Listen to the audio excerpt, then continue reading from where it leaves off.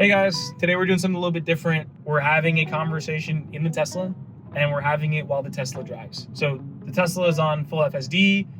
I don't know when the last time you've been in a self-driving Tesla, if ever, but things have gotten really crazy over the past 2 years, over the past year, and now with the update, with the 14 update and those variants, even crazier over the past few weeks. It is so good and so competent, so good in fact, that I was confident that we could shoot a full podcast in the Tesla while it just takes care of everything, while it just drives itself. So yeah, buckle in. We're going to share a little bit of thoughts and we'll go from there.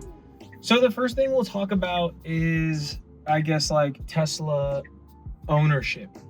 As you can see, the interior is pretty clean. It's pretty minimal. Like, that's a pretty nice thing.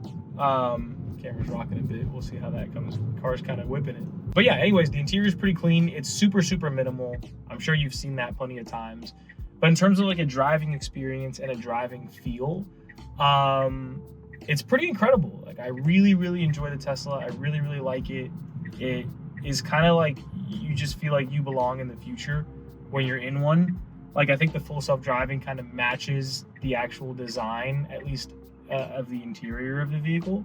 You've got pretty much nothing on the dashboard, only this screen, which has a speedometer, which has some navigation stuff on it. Of course, all your automated driving modes and stuff like that.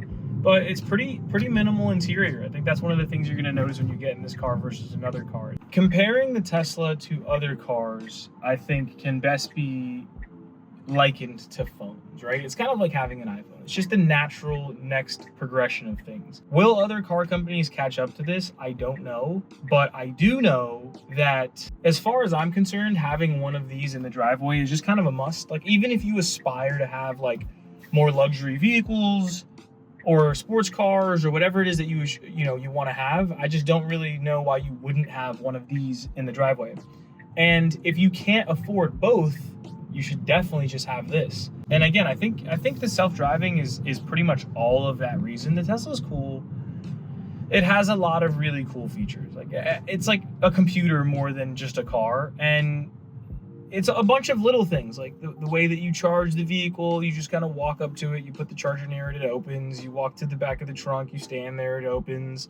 The car locks automatically and opens automatically. You don't use any keys. It's just all kind of handled by the vehicle.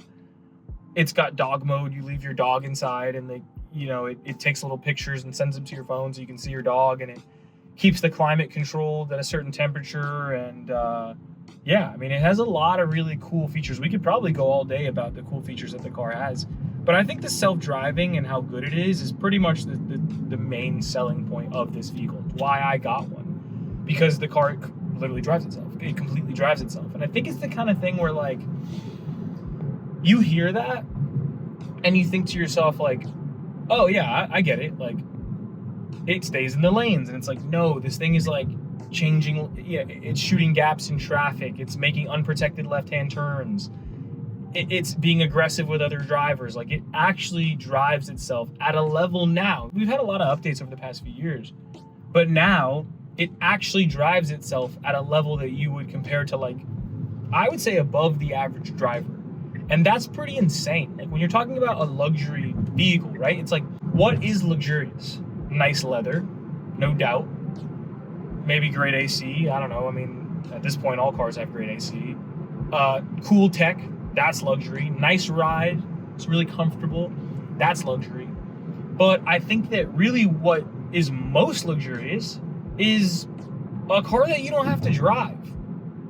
I don't know how you beat that in terms of luxury.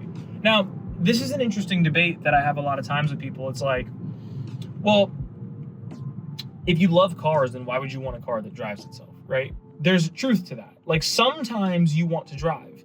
And the Tesla is zippy, it's quick around town, it's fun to drive, but it's not going to give you that same feeling that your sports car is going to give you when you're ripping through gears and that engine is screaming. Like, you're not going to get that, but there's a lot of times where you don't want to drive.